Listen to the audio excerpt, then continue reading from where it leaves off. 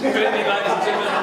Welcome to our 2019 Information Night. I know I see many familiar faces out there. Many of you would know me. It's Dale Bennett, Head of Torrens Park Campus. My special responsibility, I guess, in the school is to look after the journey of years 10, 11 and 12 in particular. Tonight we have a range of speakers for you. So our college captains are here, Esther and Hudson, and they're going to share their perspectives about the journey through senior school. We have Mark Kelly from our careers department. Is Mark Hawley coming tonight? Or? No, I don't think so. And we have Michelle McGrath. So Michelle's our head of science, but our head of teaching and learning, Teresa, unfortunately is unwell, and so has not been in this week. And so Michelle is going to step up to the plate tonight and run us through the curriculum offering. So I'm sure you'll bear with her. She seems a little bit nervous, but well, she just took 17 kids to Europe for a couple of weeks, 3 weeks. 18. Look, a very special welcome to those of you who are new, and we have a family here tonight from Red Hill. Thanks for making the trip over, and for those of you continuing the journey with Scotch. Not a lot changes in the journey at Scotch in terms of moving to the senior school. Perhaps you get to sit in different areas, but then there is a whole lot that changes in the actual program that we offer. I would note that one of the most exciting things for your students is that in 3 years' time, we all know we'll have something big, bright and briny, shiny and new, and your kids will at least get a year of it as part of their learning experience. So something to look forward to as part of their graduation year, I would imagine.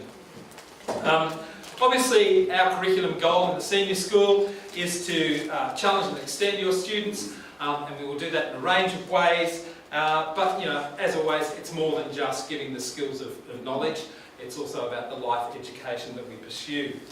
Importantly for me, I see it as a partnership between homeschool and students, and that the voice is really strong for each of the three parties involved in that conversation. There will be times where you will want to ring up and seek some advice from the school, and I encourage you to do that. And there will be times where you say, Dale, can you do this? And I'll gladly do it on your behalf, just to make sure we get back on the straight and narrow around certain situations. So please feel free to reach out and make contact. I will give you one challenge as parents. I think it's really important, as it has been in the middle school, but probably more so as you move through this tricky time of adolescence moving into adulthood, that you support each other. Your U group will be as strong as the parental base behind them, and the ways in which you support each other in common messaging, holding up examples of this is how I'd handle it, and feeling free to contact each other and really workshop that in the background, so that we know those students are really well supported. There is nothing wrong with ringing up someone and saying, oh, I think I might have seen such and such down at Mitcham today doing this. Just letting you know, it's not meant as a criticism or a judgment, it's just saying let's support each other and get it out there. The proposition we have is quite simple. In 3 years' time, and it'll go very quick, can't believe July's just flashed, we're going to have these young adults who are ready for the workplace or going to take a gap year or prepare for their study. So our job is to make sure that they've got that growth in independence towards that as independent learners, and you'll be going through that independence growth as young adults. We'll assume roles as teachers, mentors and coaches during this time, and the relationship between the students and the staff does change quite dramatically as students reach the senior school. And obviously we'll always strive to support your students in and outside of the classroom. One of the things that I would note about our students at Scotch, and we're very lucky in this sense, is that they take on a great lot of expectation themselves. So there are many ways in which they will be more anxious and have more heightened awareness about what they want to achieve and put a lot more pressure on themselves than we actually want to see them doing. So it's a fine dance that we will have over the next 3 years. As long as we're consistent with our views and our values and our norms around this is how we're going to approach it and keeping the farm calm, and in some ways we can then manage their expectations. Obviously, during this time frame we're looking for intrinsic motivation, because if you can get intrinsic motivation in your learners, you get lifelong learners, and that's very key to us. Students will do a range of workplace and study skills programs, international mindedness, wellbeing programs around substance and alcohol use, the dynamic changing nature of their relationships, and dealing with stress, anxiety and perfectionism. They all present nice and clearly and strong for us in this little journey that we're about to undertake, but it's not all doom and gloom because they're all very keen to take on the responsibilities of becoming an adult. And we make sure they understand that. We also hold a couple of camps, a couple of formals and loads of other opportunity. In Year 10, there's a strong focus on personal development, and that's not unusual, as the kids will move away from the herd mentality, wanting to establish their individual identity. The only problem is they don't do it all at the same time, so that can be a cause for some tensions. We'll make a lot of mistakes for sure, and we'll learn a lot of lessons. But we all must remember that we're at Scotch and we're blessed because we have good parents, we have good teachers, and we have spectacular kids. So the journey is going to be a very positive one. And we'll always use positivity and strengths as a way forward through any difficulties or challenges that we might face in the next 3 years. So tonight is about pieces of the jigsaw. There'll be many pieces that we are able to reveal tonight. Are we videoing it, Michelle? Yes. We're on? Hello? It's Teresa, she's watching. It's Teresa, she's watching us. So we'll video and make this available just so you can go back to it if need be, and for those who are unable to attend, and especially for our boarding parents. So these pieces of the jigsaw, some very transparent tonight, others we'll discover along the way together. I try to do regular communication with each year level around what's happening with their programs at least 3 times a year, just so you have a sense of what's going on. But if you ever feel that I don't quite understand what's going to happen this term, please ask. It's all I can ask of you. Hudson and Nesta have a lot of work on at the moment. They're going to go off and study, so we put them on first tonight to give their insights and perspectives about being Scotchies at the end of the journey. I can go that way, I'll go this way. Good evening everyone. As Mr. Bennett said, my name is Hudson and this is Esther, and we're the college captains for 2018. So Ms. Hannah has asked us just to share a few thoughts about our experiences in senior school. It's a pleasure to be here to see all of you, and we hope we can give you a good insight into all the exciting things that your sons and daughters are hopefully about to experience in the next couple of years. So my journey at Scotch started 10 years ago in Year 2, and some of my fondest memories are from the junior school. So when it came time to leave the junior school, I remember feeling a bit worried about what middle school might bring, and I didn't really want to get to Year 7. But it didn't take long for me to adapt, and I found myself feeling really comfortable in the first few weeks of Year 7. And I suppose the transition from middle school to senior school was pretty similar to that, in that the Year 9s are often a bit daunted by being a big kid, but it all happens pretty quickly and it's not too hard and everything turns out alright. But there are a few differences between middle school and senior school that Esther and I would like to point out. Academically, there is an expectation that the students step up a little bit. In middle school, it's very warm and cosy and comfortable. That doesn't mean that senior school is cold and uncomfortable, but the students are expected to begin showing initiative and taking responsibility for their own learning. So the teachers are already preparing them for this, but an important concept that they will soon need to understand is independence. Being able to do the work without being told to, or having a go at the homework questions even if you have no idea, so that when the teacher comes around, you've shown that you've taken action and have put in the effort, and then they're more willing to help you out. So that's just something for them to have a think about as they move to Year 10. Despite the step up in independence, there's still so much fun to be had in senior school.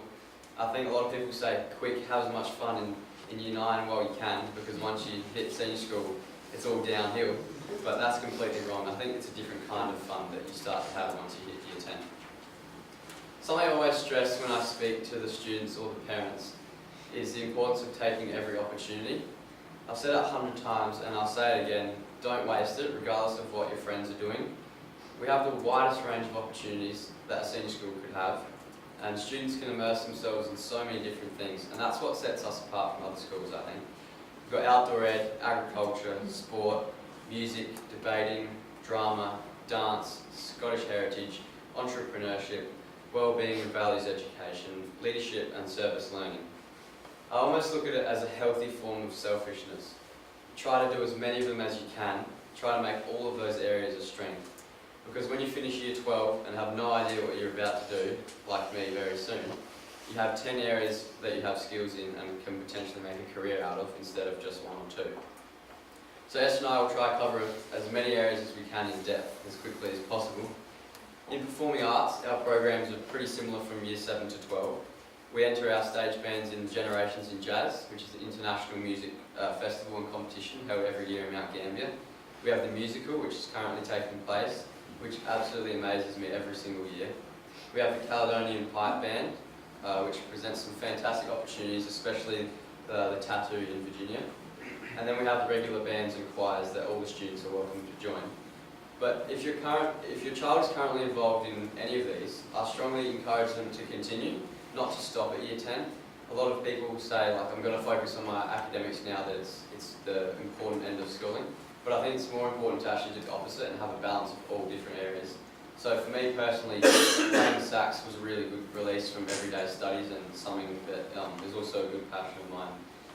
So in the senior school, our sports teams get a number of opportunities to travel interstate and overseas to play in competitions against schools that we now have really close relationships with.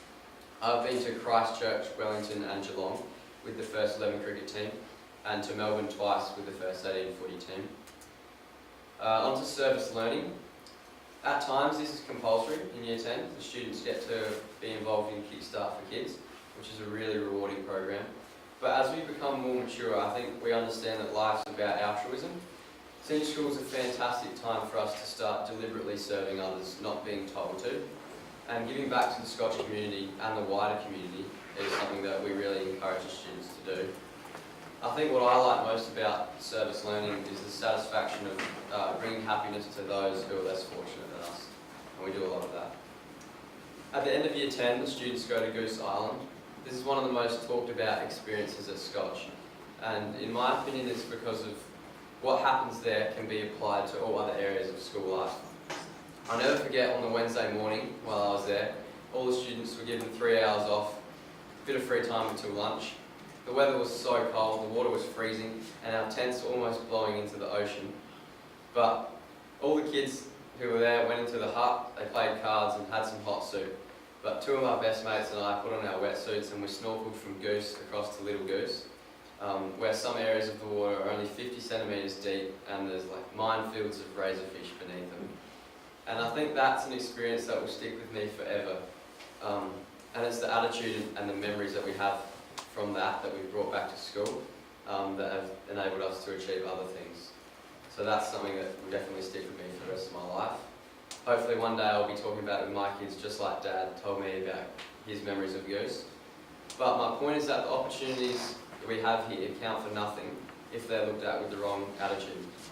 An open-minded, fun-seeking outlook on school and life in general is the common denominator for an awesome 3 years in the senior school, I think. So lastly, I just wanted to say a couple of things that I would strongly recommend you spend time talking about with your son or daughter. The first one is resilience. Inevitably, there are going to be challenges like Mr. Bennett said. In senior school, a whole mix of different things will bring you down at some stage. It may be a heavy workload that you've never experienced. It might be a change to your social life, or maybe some worrying about your future and where you might end up in the world. But these are all normal problems for senior school students to have. I think every student that's come through senior school would have experienced at least one of them, but the ones who have shown resilience are the ones that have been able to overcome them and really enjoy the last 3 years of their school. The second thing is putting yourself outside your comfort zone.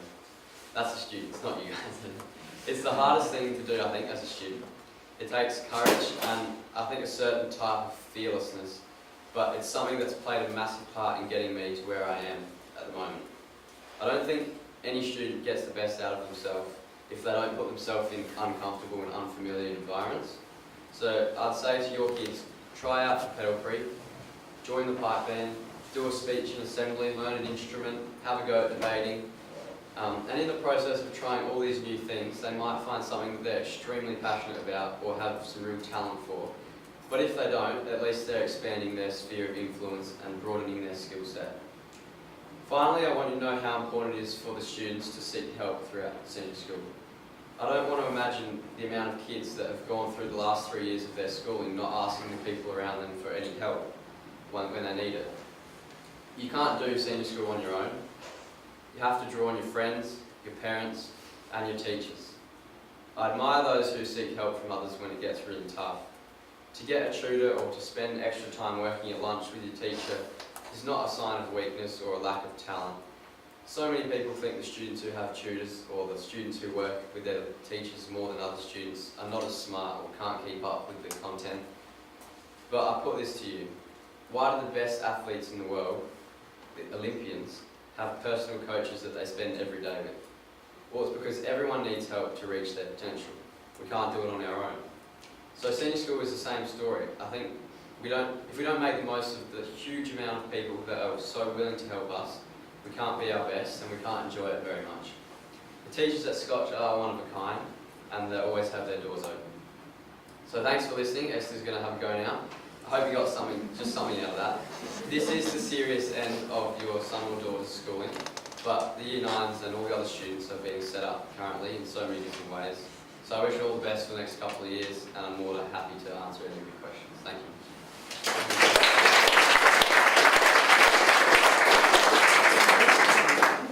So I'm basically the polar opposite of I actually am a boarder from Port Augusta and I came here in year 10, so I'm basically you.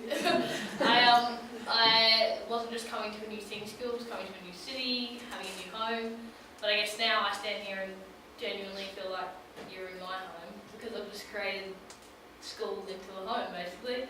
I think the unique aspect about Scotch is that there's a path for kids who don't actually know what they're good at. So in actual fact there's a path for anyone. So for me, I don't like English or maths and sometimes wish I could say that I'm allergic to science. And still actually do really well at school.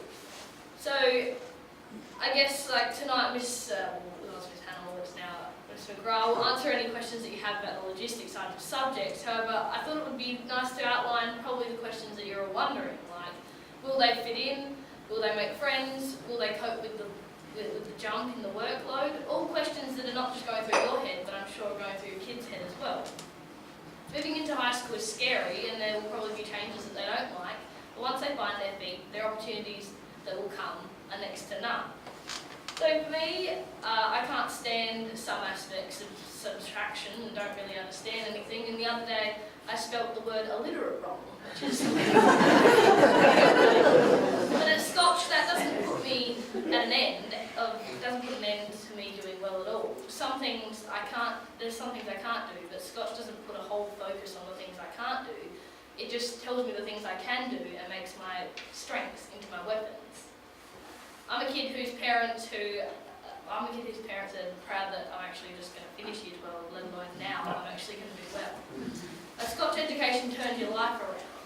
It doesn't just create good students, it teaches kids more than that. It creates kids into good humans.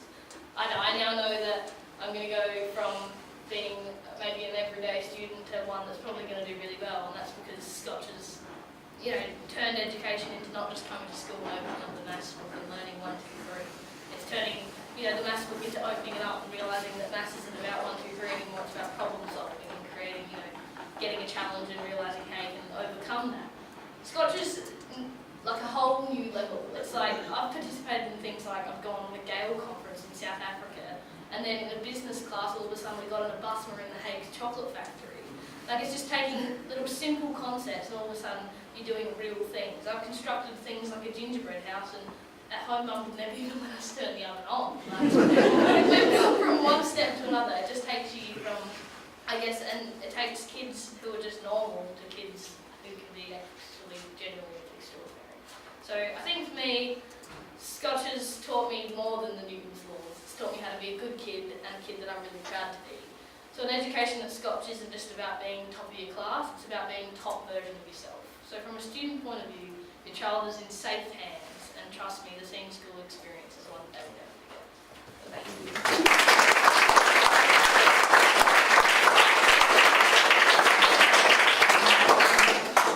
Thanks guys, off to hit the books. The doers. Thanks so much. All right, So welcome everyone as well. So if you don't know me, my name's Michelle McGrath and I'm the Head of Science here at Whitby for 4 years. At a previous school I was actually a SACE coordinator, so one of the reasons that I'm going through these slides tonight is that I have a background in understanding all that stuff as well.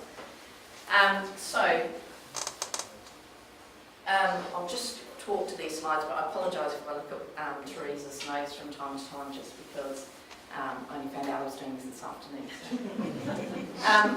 But before I start, actually, Dale mentioned the STEM trip which we've just come back from, and it will be your children that will be going on the next one of those in 2 years, so I want to keep that in mind. We had a great experience over there. So, talking about the curriculum overview, as Hudson and Esther have just talked about, this is really the beginning of your journey and your child's journey through the senior school. And so what I'm going to present tonight is kind of the overview of what year 10, 11 and 12 looks like. And you're not expected to remember all the information that we're going to go through, but we're just trying to give you a whole picture so that by the end of this week, when your children start talking about subjects that they're thinking about doing next year, because they'll have a little bit more choice than they've had in previous years, and also to start thinking beyond, you know, what are they going to do in year 11 and year 12, what do you think they'd be good at, what they can achieve great things with. One of the things I love about working here at Scotch is that we do offer a very broad and varied range of curriculum. I mean, even in the sciences, we offer 15 different subjects which the students can choose from. There's lots of flexibility and choice. We're actually trying for the students to pick their subjects that they are good at, but also really enjoy. If they've got a passion about that subject, it actually makes it a lot easier to put in those hard hours to do really well. The SACE stands for the South Australian Certificate of Education, so it's a 3-year program here at Scotch which starts in year 10, and I'll start talking about that. So that Certificate of Education is like a record of all of their achievements as they go through year 10, 11 and 12, and as you progress you actually get certificates, a record of what subjects they've got and what subjects they've passed and how many units they've got as they go on. So we'll be talking, I'll take you through some of that. It is nationally and internationally recognised, and I'll talk more about students going on to different universities a bit later.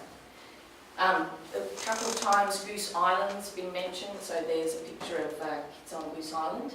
And as I mentioned before, the students are beginning their SACE pathway next year. The first thing that they will do in year 10 is they will do a personal learning plan, which the students shorten to PLP, also do the teachers as well, which will actually incorporate some Moresby testing, and Mark will talk more about that later. He's one of our PLP teachers here. So,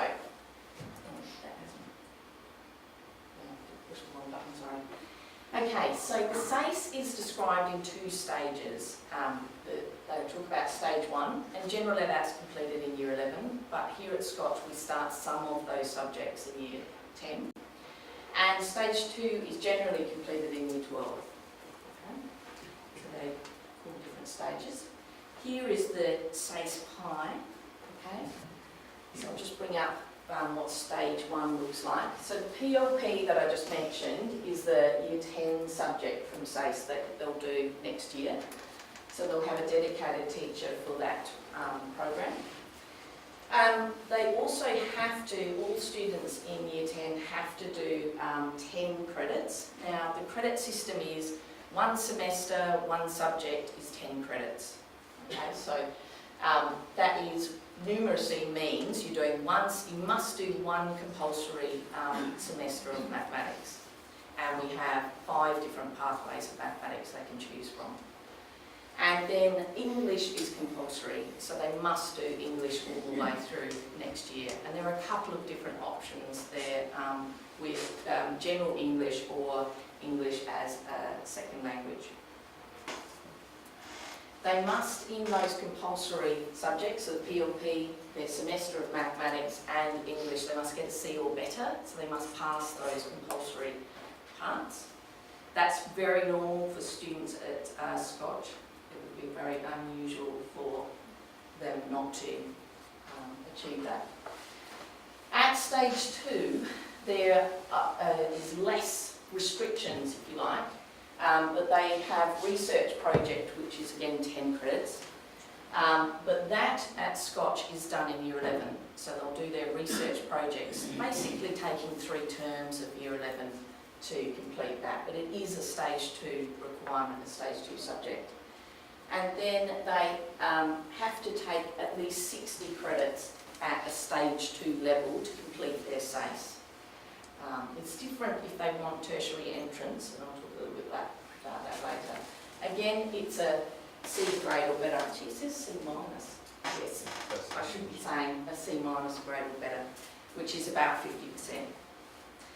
And then the rest of their pie, their SACE pie, gets made up from additional choices of either stage 1 or stage 2. Okay. So that's what the overall thing looks like. The SACE is 200 credits for the whole program or certificate, but because we do a couple of the PLP early and the research project early, all of our students doing a normal program will end up with extra credits anyway, which is an advantage for them, you know, if they get into difficulties at any point. Okay, so Year 10 curriculum is what you're about to have a look at and choose with your child over the next couple of weeks. We do have compulsory components to Year 10 studies here, so they're the normal mathematics, English, EALD is English as a second language. There we go. History, science, PE and health, and the PLP, which I mentioned, which is the stage 1 subject. Then we have a broad range of other subjects that they can choose from. Now, all of these subjects will be listed in the curriculum guide, which you'll get access to electronically, so you can have a look at that, you know, download it if need be. And each one of those subjects will have a, you know, small overview of exactly what that means to be studying those, how they're assessed, which is important for some kids. If you're not a kid that does really well at tests or anything like that, then you can choose your subjects around doing something that's a bit more practical based. Due to, the other thing I was going to say is history is compulsory as well, which might be different if you've had an older child go through the SACE. That's a change that's happened in the last couple of years. Also, due to increased student interest and actually requests, we've added some new subjects next year, which I can talk myself to a couple of them. So we've added sports science and technology, which will be a practical investigation-based subject, also with a STEM factor into it. So what we're going to be doing is looking at health and fitness, equipment that they use through sports. We're going to be looking at exercise, artificial intelligence, bioinformatics and stuff like that. So these ones on the bottom are some stage 1, so traditional Year 11 subjects that your children can choose in Year 10 to do as an option if they would like to accelerate or extend themselves a little bit.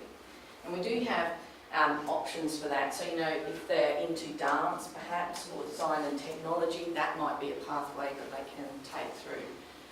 It's not just academic subjects that we're offering for them to do early.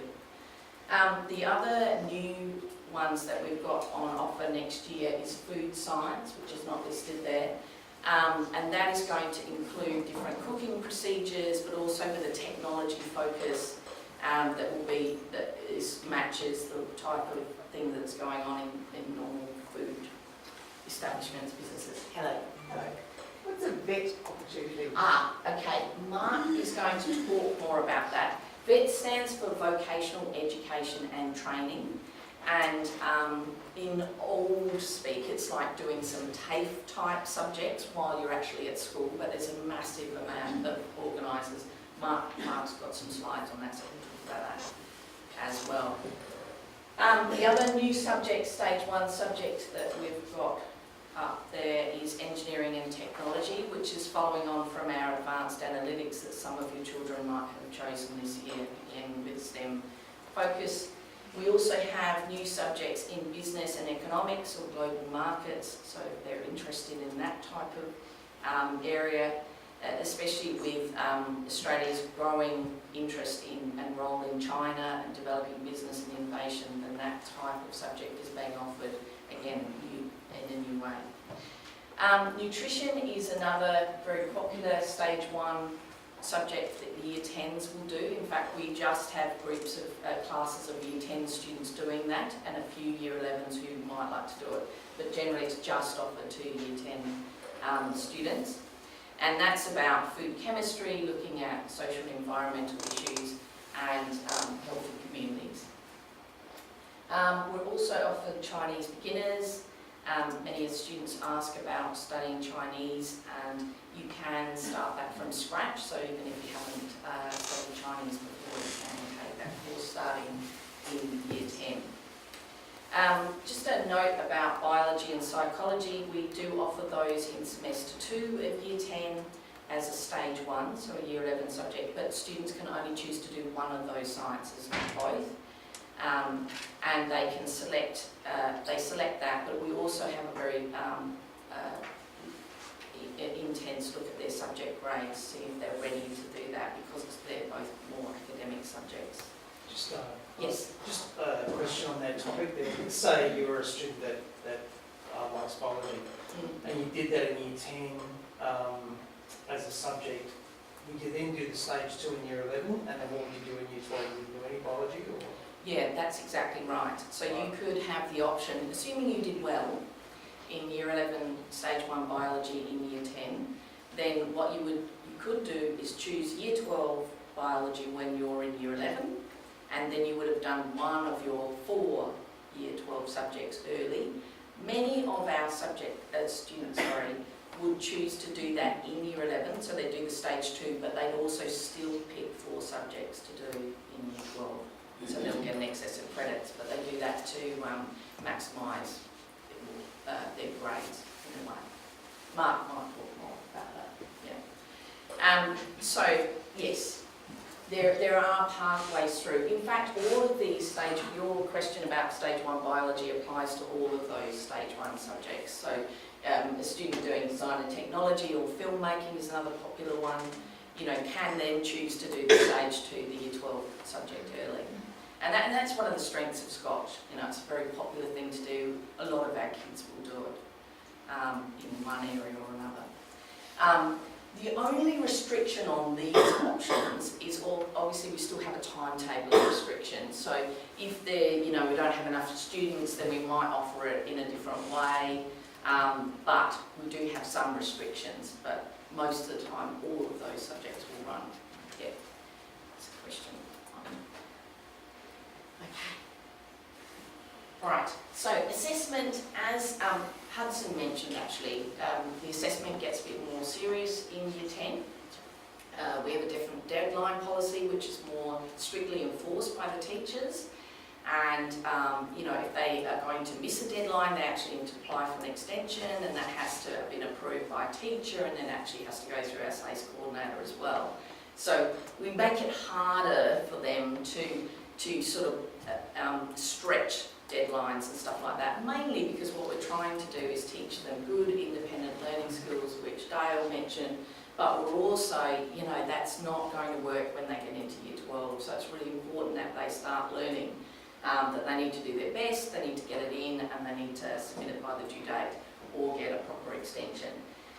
The other mention is the PLP, Personal Learning Plan, which I mentioned before is that C- grade. So now I'm just going to take a quick look at Year 11 and Year 12 and the differences there. I mentioned the compulsory subjects when I was looking at that pie picture. And again, remember that all this is in your curriculum guide, so if you sort of find heaps of information, which it is. So the compulsory subjects, English, mathematics and research project is the Year 11. This will be next year's discussion with your kids. There are over 30 subjects that we offer in Year 11. There are the option of studying a Stage 2 subject, which I think we had that really good question before about that. Again, I pushed the wrong. Right. So subjects are graded A+ to E-, but that's exactly what you're used to seeing in Year 9. 7, 8, 9 do exactly the same. And so that C- grade, as I said, is the compulsory level that you need to achieve at the compulsory subjects. A reminder too to connect to our learning management system, so Sector Engage, which now has an app, so you can get reminders and notifications about, when your children have tasks that they've had marked. You can follow their progress with that. That's our continuous reporting system, and so that is a way that if you're helping to monitor how your children are progressing through the senior school, but it's also important because we need to make sure that they're getting those C grades or better for their assessments. So 35 subjects are offered in Year 12, and again the curriculum guide has got all of those in them. Actually, you might have to look at a couple of different PDFs. So we've got them in 3 areas, so there'll be Year 10, Year 11 and Year 12. So if you want to look at the Year 12 stuff, you'll have to open up the other document. It is normal for students to study 4 full year subjects at Year 12. Some of our students choose to do 5 Year 12 subjects, so they either have that option where they do the Stage 2 subject in Year 11 and then do 4 in Year 12 like everybody else, or some of our students choose to do 5 subjects, but that's a pretty heavy load, okay? And with that number of credits that you're trying to do, 4 is the quite normal.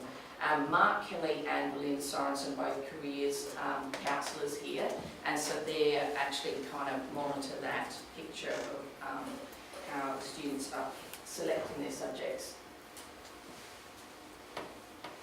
Some of the assessment at Year 12, the changes there is that most of it is marked in school, but of course a lot of our subjects have a 30% assessment that is marked externally by a SACE assessor, which either means that they're doing an exam, which is worth 30%, or they're doing a large investigation topic like agriculture has, Stage 2 agriculture has a massive investigation that they have to do over a month, and that gets marked by a SACE board assessor. So Stage 2 assessment is carefully monitored by the SACE board. That is their main job, is the assessment board. So what they're doing is ensuring that a student that achieves an A here at Scotch is the same as a student that's getting an A at, Golden Grove. So all of the assessment at Year 12, and that's why you start to see the words moderation, and we have processes that students have to go through with putting numbers on stuff like that. Obviously the main thing that people are interested in too is the ATAR, which is the Australian Tertiary Admission Rank, which is what you need. You need that number if you want to enter university and other courses, organisations offer courses. So the ATAR is a ranking, and what's hard to explain is that it is a ranking from the top down. So the very top student in Australia gets 99.95. Nobody gets 100. So what they do is then the next student would get 99.94, and then it just goes down and down. So the ranking, although some students can get the same ranking, but I'm trying to explain it so you can see that's a rank system. That all comes, that number out of 99.95 comes out of your 90 credits of Stage 2. So your subjects get marked out of 15 actually, and then they're converted to scores of 20, and then there's a bit of scaling, I'll talk briefly about scaling, and then they come up with this ranking system. So the 90 credits is your best 4.5 subjects. Now for most of our kids, the research project is that half because it's a really good score for them. They usually choose a project that's a really strong area for them and they do very well. So that's one of the scores they count. There is some extra bonus points that's offered with some language, mathematics and specialist maths. And I believe that only applies to certain courses as well. And in South Australia. Right. This is just a quick, I will go through these quickly, is just a quick picture of what stage 2 with an ATAR attached to it. And it's got some of those words that I mentioned about scaled and university ag score, which is whether it's, you know, a count for a university entrance. All of our subjects that we offer here are university ready, so there's a tertiary pathway for them. So you can see SACE credits, which is just the number of credits that you get, so we don't need to worry about that, but here are our grades, 18.6, 17.6, 16.6, 17.6 and 6.3. So they take the best subject.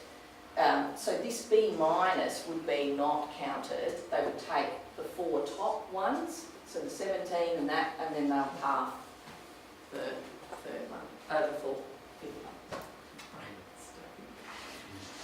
Yeah, you might. That's You fine. look better. No, that's fine. That's okay. So then that is your raw score, if you like. And then what happens is that ranking thing happens, so your score is looked at, but also your combination of subjects is a little bit where the scaling comes in. But the ATAR based on 2017 was approximately 90.8. So the 76.7 is out of 90, and then that's converted to that ranking score.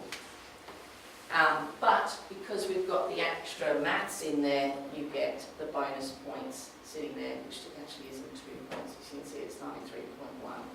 So there's a little bit of a bonus there for some subjects. This is a second example.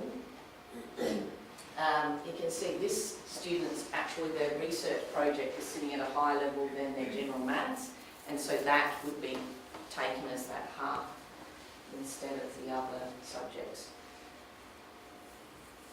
That 79 converts to a 93.45, but this is based on 2017, so it depends. Every year the scores are not equivalent, they're just ranked in Australia, because they're in Australia. And then because this student's got French and maths, they've got 4 bonus points of 97.1.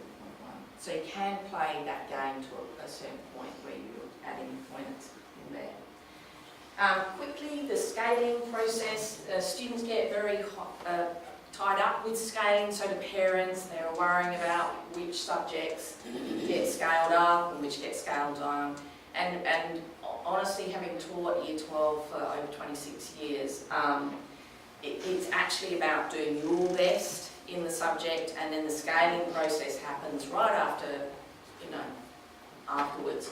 So it's actually about trying to put your best score in and not try and count on whether you're going up and down in the scaling process. It's a very complicated process. They actually look at the students. So if 2 students in the state are on 70, say, 2 students are on exactly the same score, this student over here might have done English, humanities, PE, outdoor ed, right? And this one over here has done physics, maths, chemistry, obviously sciences, and English, right?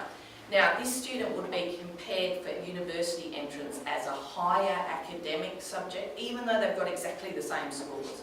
And so the scaling process, even though we don't actually, come up with the numbers, this student would fare better than this one. And that's just because this is about university entrance, so they're looking at those subjects. But teachers, like myself, taught Year 12 for a long time, know a lot about scaling shifts and sands.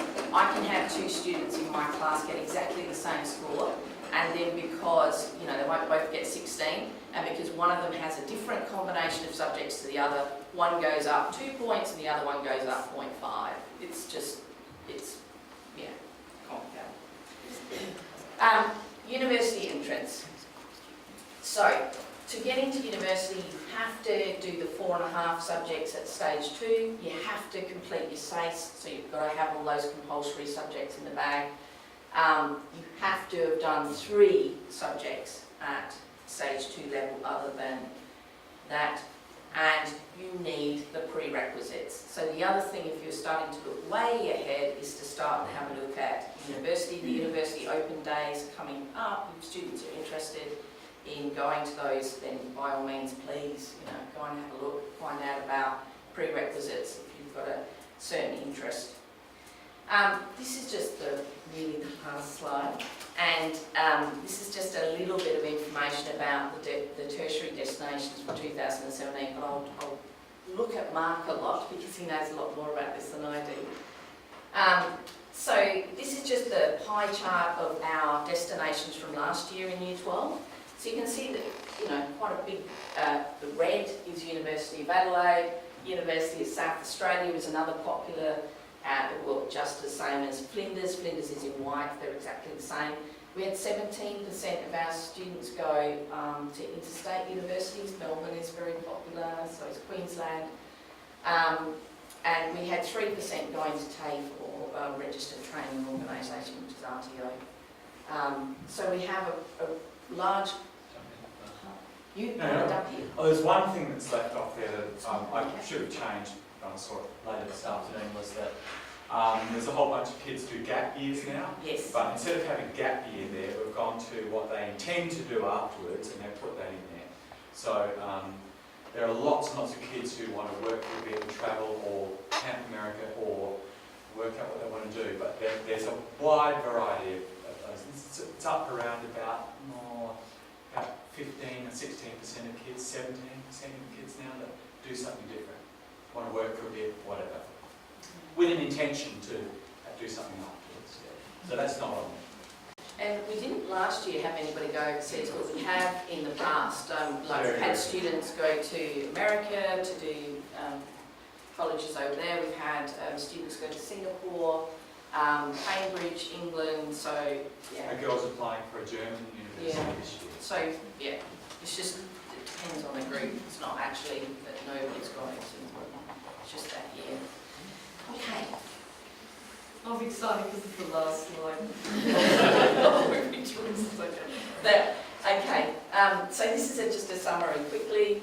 The SACE supports a range of subject choices. Please encourage your children to pick to their strengths but also their interests. Talk to your teachers, give them, ask, what are they really good at, particularly if you're doing something like the general sciences or the Englishes. Talk to your teachers, find out what they think they're good at, or would do well at. The SACE is nationally, internationally recognised, so it's their passport into universities here and overseas. It begins next year, so that's where the fun starts, hence why we've just gone through that big picture stuff. The credits we've talked about the compulsory subjects, and the SACE board is very heavily involved in Year 12 assessment. The ATAR and university requirements, check universities. There's heaps of information online, but also Mark and Linda, massive resource here at school. And what the next stage after this evening, and the students actually need to have this information given to them in a slightly different way. They haven't had that yet because Teresa's been away, unfortunately, but that will occur very soon. And once that's happened, then the online choice process and form will go live, and you'll be able to see what the choices are and put your selections in. We want those in a couple of weeks. That's mainly because what we do is start structuring our timetable based on student numbers. So if we need another PE teacher, then we're starting to look for one next term, that sort of thing. So we're really looking for subject choices to start developing our timetable, which will be the best one that caters for your children in the Year 9 cohort. Please, it's very common for students to change their minds, so don't think that they're locked into, they're now locked into doing art and design and they've got to do agriculture, but now they don't want to do that. Teresa and Mark Hawley in the office are really good at making time talking to the students whenever they need.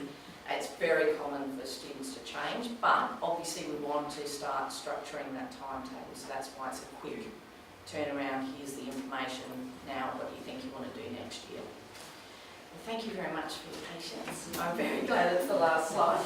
And I'm going to hand over to Mark.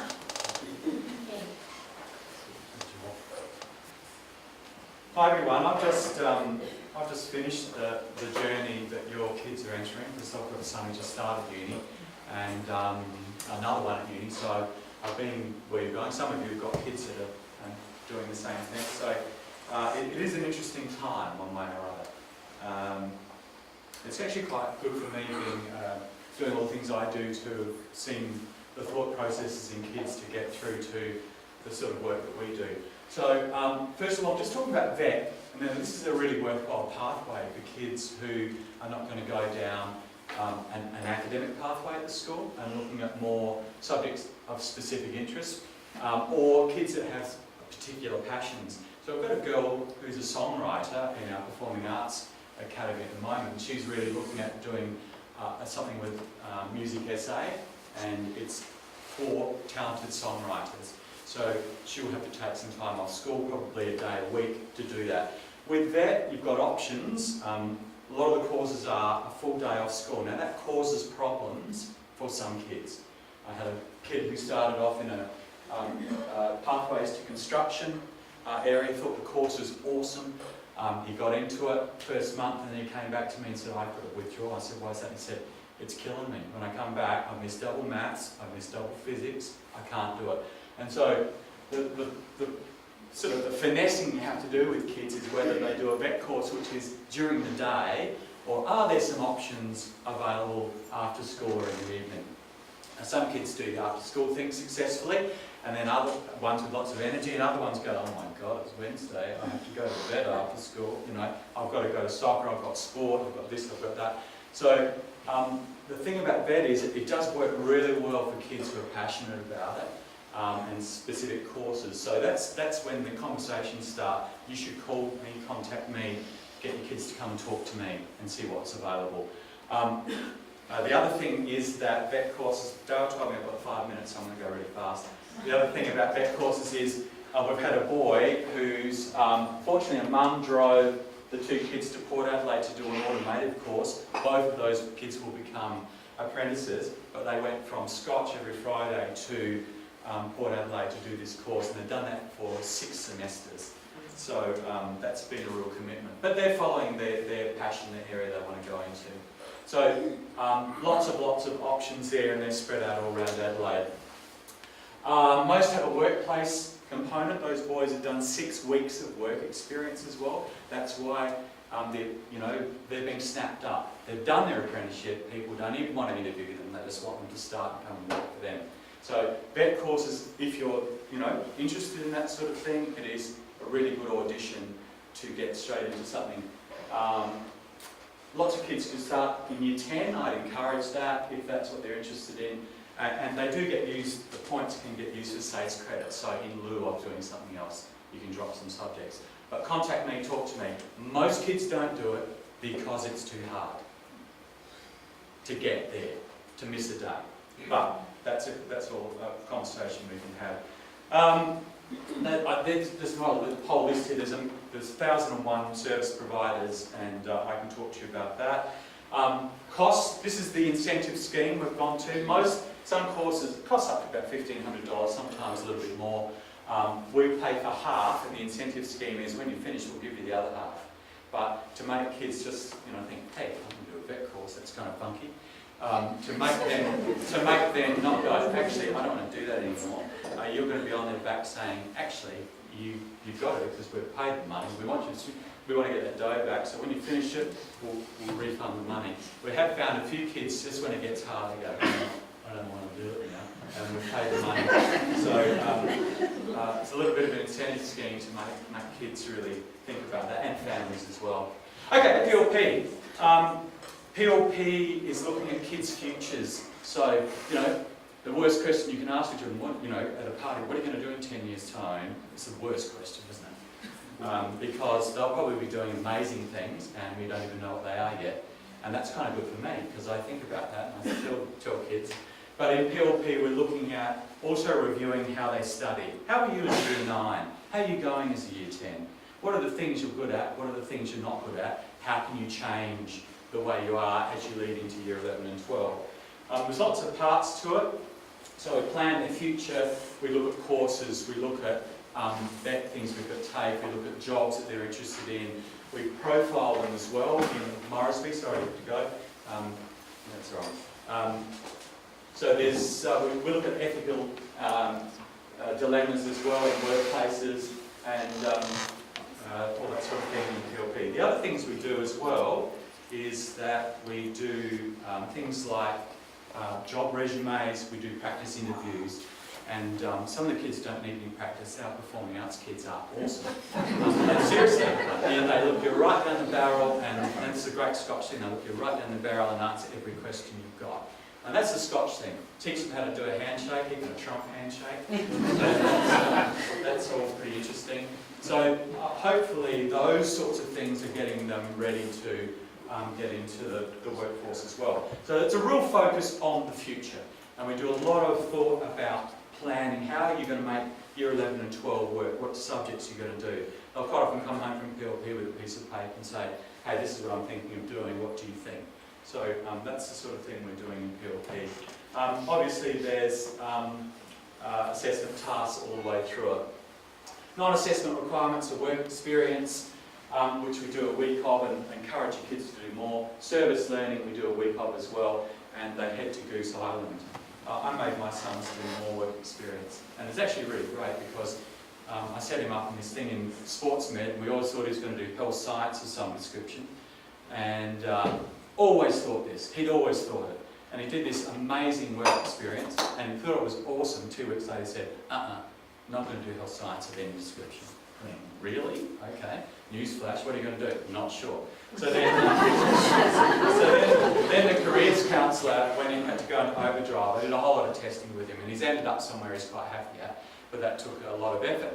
And that's probably something for your kids as well. It's not easy sometimes to place kids. I love it when a kid comes in, this is what I want to do. How can I do it? You sit there, see you 10 minutes later, they're off. Excellent, perfect kid. But most are not like that. I saw a girl last week for 3 hours at 3 different times, was still not finished yet.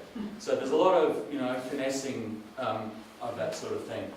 Part of that we do, sorry, I'm another 5 minutes. Part of that is we do some profiling of kids, and if you're in the business world, they do Myers-Briggs, and you have to go through all those sorts of things. So we do an education one called Morrisby, and we're trying to find this sweet spot of people's abilities and interests and personality. Obviously, we've got an academic profile of kids. We can see their grades, but we don't necessarily know what they're interested in or what their actual other abilities are or their personality. So we throw that together and get a whole lot of data and come up with stuff. And when I'm talking to kids, I quite often go back to this. And it's not so much the job stuff that comes out at the end. I'll just put these up. Obviously, these people have all got different things that they've ended up being good at.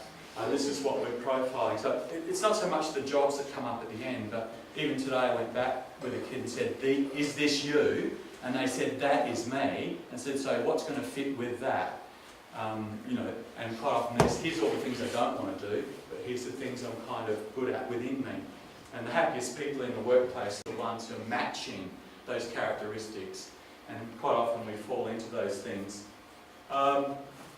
So there's that profiling that we do, and there's a whole lot of stuff goes on. It's a 3-hour bank of tests. It gets your attention. The kids are cooked by the end of it. They couldn't do any homework that night. So that's all pretty interesting. If they give it a good crack, we get a pretty good idea. And I reckon we're sort of running about 90%. Most kids say, yeah, that's probably, yeah, that's me. I did it as well, and I knew what was coming, so. So we do a follow-up interview, and there's a whole lot of things that go on into the futures. So we discussed that with you. That's all in Year 10. Research project, this is very quick. A lot of it in the paper at the moment. Good, bad, dump it, keep it, what do you want to do? You know, everyone's voting. I teach it. I reckon if you can't do a research project very well, it's going to be, some university will be a bit of a battle for you. But there you go. It's really well scaffolded here at Scotch, amazingly well scaffolded. I just encourage your kids to get something they like to do, they're interested in, and it will make it a lot easier. It's not for everyone, I get that, but everyone has to do it, so you've got to live with that for now. And it is a controversial topic, and you'll all have opinions. Has anyone got any questions on any of that stuff? Did I go too fast? Dale's going to finish off. Thank you very much.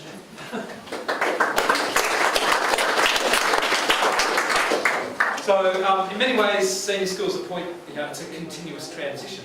I think you need to remember that it's always going to be a work in progress for your child, and that work doesn't necessarily end with school. So we thought our daughter was set, everything was honky-dory. She was going to go off to university, that's what she told us all the way through. She thought she knew the course she was going to do. She got the results, she got into a course, and then she went, I'm taking a gap year, because I'm not quite sure. It's okay. 6 months later, we've gone full circle. She's back at the course she wanted to do and set herself up. But she needed that time to just take a break from school, breathe, get some work, and she actually wants to move into state to do it. So they'll get there. It's a journey for all of us. Year 10's not a sheep station, and that's where I said, we'll make mistakes, and kids will more often than not make mistakes in choices of subjects. And I just I wish I hadn't done that. But the thing is about learning lessons about resilience and perseverance and working our way through it. If it's early in the piece, you can change the course. But if it's halfway through a term or a semester, then maybe you're pushing your luck and wanting to change. So stick it out, kid. I think we know, I know we know how to do this at Scotch. The metrics of our results would tell you that we do that part of it really well.